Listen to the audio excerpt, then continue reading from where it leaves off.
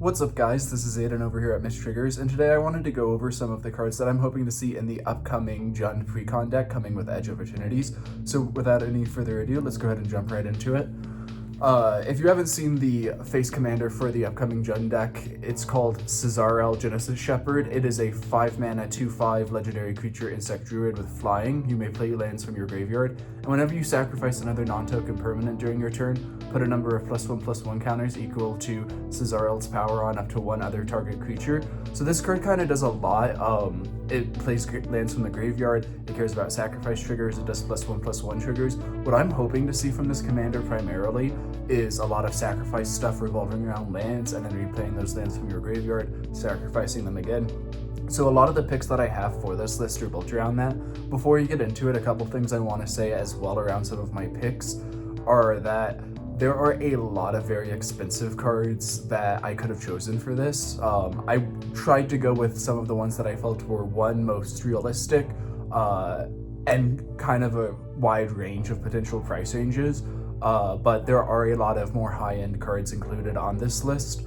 And because of that, my guess is at least half of these are not going to be included in the Precon, if any at all. I'm guessing some of them at least will be included, but we'll just have to wait and see. So our first card here is going to be Elvish Reclaimer. It's a 1-mana 1/2 creature elf warrior. He gets +2/+2 as long as there are 3 or more land cards in your graveyard, and you can tap 2 in him and sacrifice a land to search your library for a land card, put it onto the battlefield tapped, then shuffle your library. This card's a real all-star in a lot of decks that really care about land synergies from the graveyard in particular. He gets that buff from it. He is also a sacrifice outlet for lands. That also is a tutor for lands. Because of that, there's a lot of versatility with him. He doesn't specify that it has to be a basic land either, and because of that, there's a lot of different lands you can go and fetch out with him. He was recently reprinted in both a Secret Lair drop and Mystery Booster 2. That's the reason he's a little further down on this list, and he's typically selling for about $5. That Mystery Booster 2 version, it looks like, is typically more about $4, but this is a card I do hope to see included regardless, because those aren't two things that most people were able to get their hands on. Next card I want to talk about is Zuran Orb. Zuran Orb is a 0-mana artifact, sacrifice a land, you gain 2 life. This is a pretty basic card. The reason it is on this list is primarily for scarcity. It says the market price is about 50 cents. It was most recently printed in Modern Horizons 2 and was originally printed all the way back in Ice Age.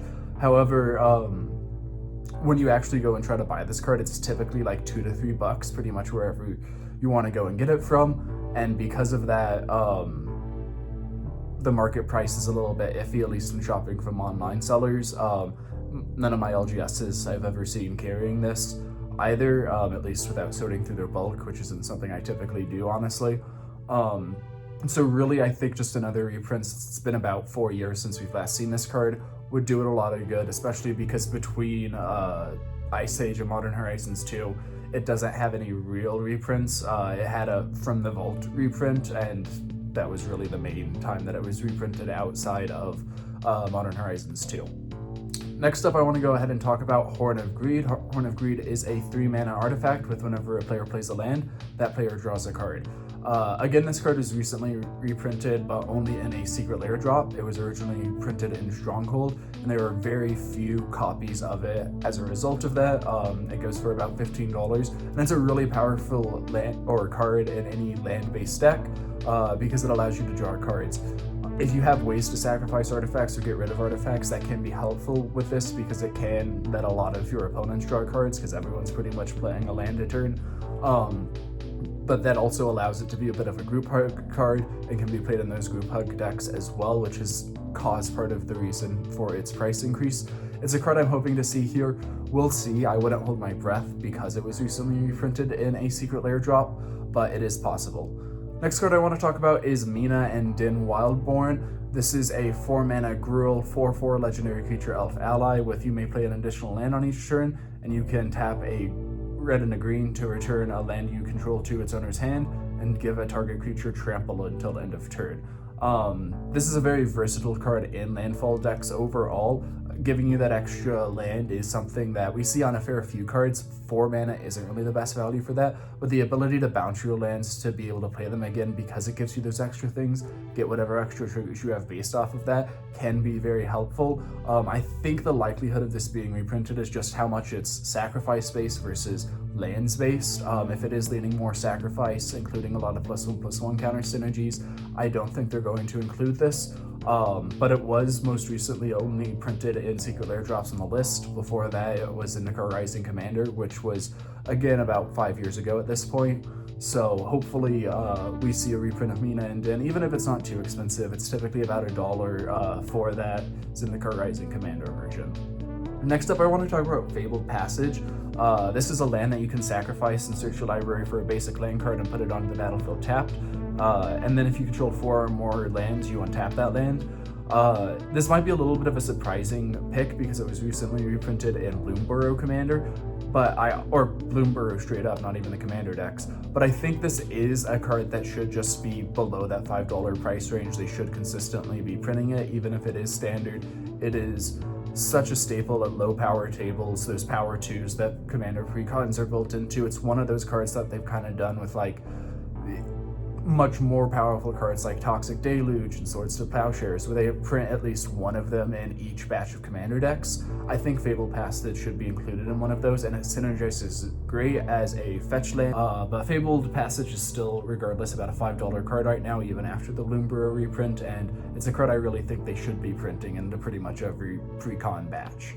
Next up, I want to talk about Aftermath Analyst. This guy's a 2-mana, 1/3 creature elf detective. When he enters the battlefield, mull 3 cards, and then you can pay 4 and sacrifice him to return all lands from your graveyard to the battlefield tapped. This is a great card in any of those land graveyard recursion type decks, again, like Cesarel is. And I think that this is the type of card that would make a lot of noise in the deck as one of the uncommons that you can just include in there.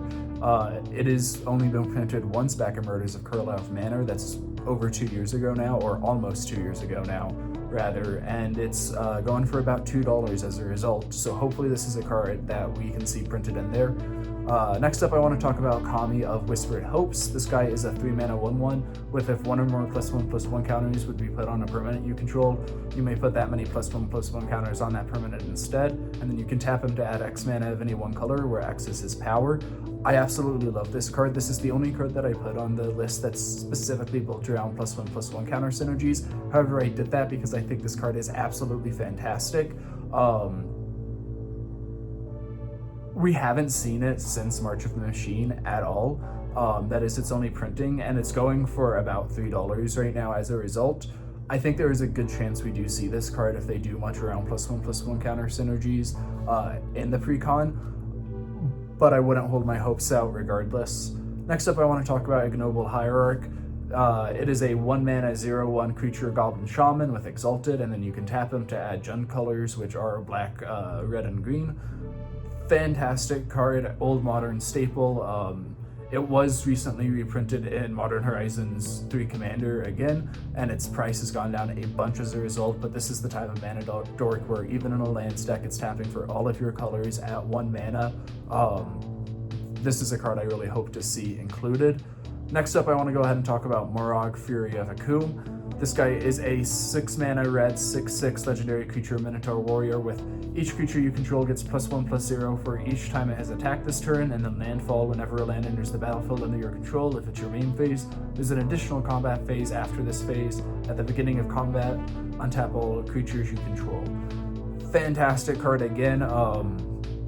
That landfall trigger is an absolute banger in landfall decks, a ton of aggro-based decks in general, which has caused it to have about a $10 price tag.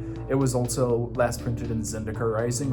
Moraug is the type of card, though, that I'm surprised they haven't printed more of. It's not a Commander staple, but it's a card that I see at least my pods and my local game stores a lot. I run it in one of my decks, and I think there is a very good chance that we see it included in this Precon. Next up is Mazirek, Kraul, Death Priest. This dude's like my baby, I'll talk about him in a minute. But 5 mana Golgari Commander 2/2 Legendary Creature Insect Shaman. Flying, whenever a player sacrifices a permanent, put a +1/+1 counter on each creature you control. When I first saw this commander spoiled, I thought, am I going to have to replace my Mazirek deck? No, I'm not going to do that. I've had Mazirek since like 2021 myself. It's my longest standing commander deck and one of my favorites, and it does everything that this Cesarl deck wants it to do. Not only is it also an insect shaman, but it gives +1/+1 counters on sacrifice of literally anything anyone around the table does. If you have an opponent who's doing something that gives them a bunch of treasures or something along those lines, an opponent who's playing aristocrats, this will count all of their sacrifice triggers as well, and it will also count all of your sacrifice land triggers and buff up your entire team. So hopefully we're going to see Mazirek in the upcoming Precon as well. Next up is Nissa, Resurgent Animist. She is a 3-mana green 3/3 legendary creature elf scout with landfall. Whenever a land enters the battlefield under your control, add 1 mana of any color. Then if this is the second time this ability is resolved this turn, reveal cards from the top of your library until you reveal an elf or elemental card. Put that card into your hand and the rest in the bottom of your library in a random order. This is a card that doesn't immediately stand out when you read it until you realize that you can really stack your deck with a ton of cards that this is going to be able to cheat out pretty cheaply at only 3 mana. It's currently going for about $15, which is kind of the cheapest I've seen it. It was only printed in March of the Machine, the Aftermath, which wasn't a very popular set.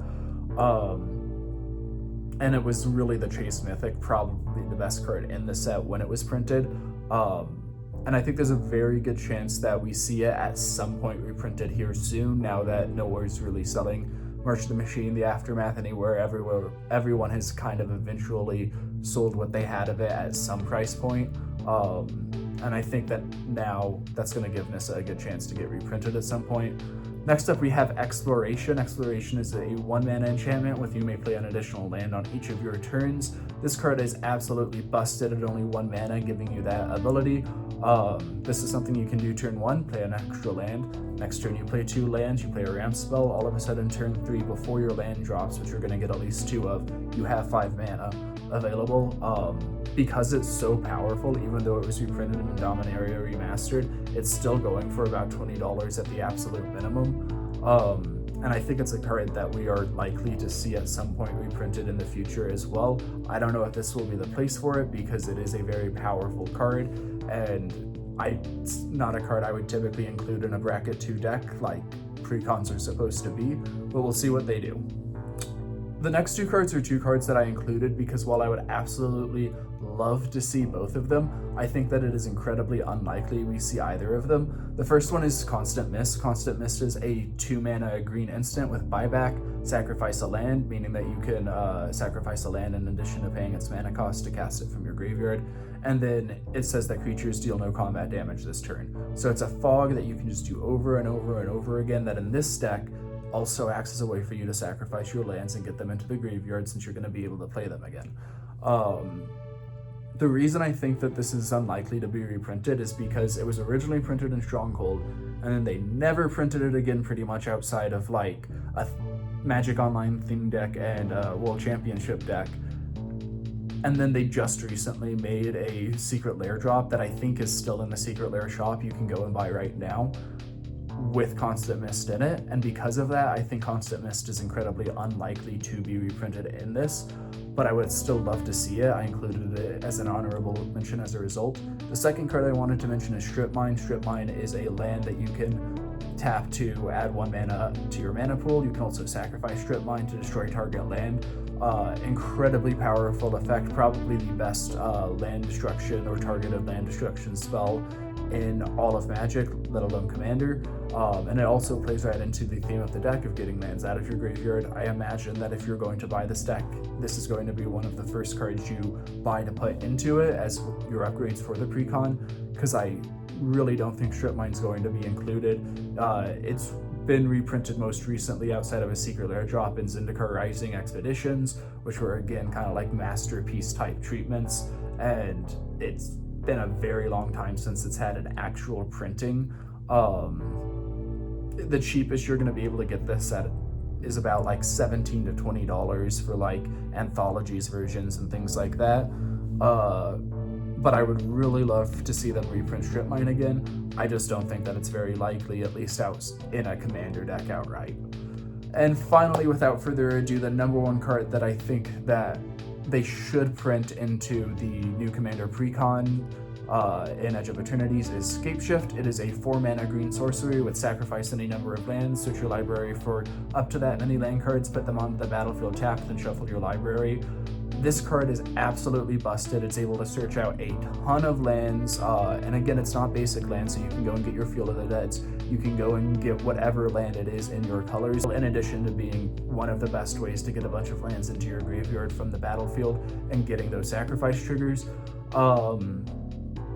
This has only been printed twice, most recently as a special guest card, and then it was originally printed in Core Set 2019. That Core Set 2019 version is going for about $38 right now, and that's really highly based off of scarcity. Yes, it's an incredibly powerful card, but it hasn't had a real printing outside of a special guest, which again is a very limited print run, in about 7 years now. Has it been 7 years since Core Set 2019? Yeah, I think it's been 7 years since Core Set 2019. So we'll see what they end up doing with this. I think there is a good chance of the more expensive cards I went over near the end of this video. I think this is the one with the best chance to actually see a reprint, but time will tell. Thank you guys so much for watching. Let me know what cards you want to see included in the upcoming Edge of Eternity Precons as reprints down below in the comments. If you like what we're doing over here, don't forget to like and subscribe, and we'll catch you next time. Bye.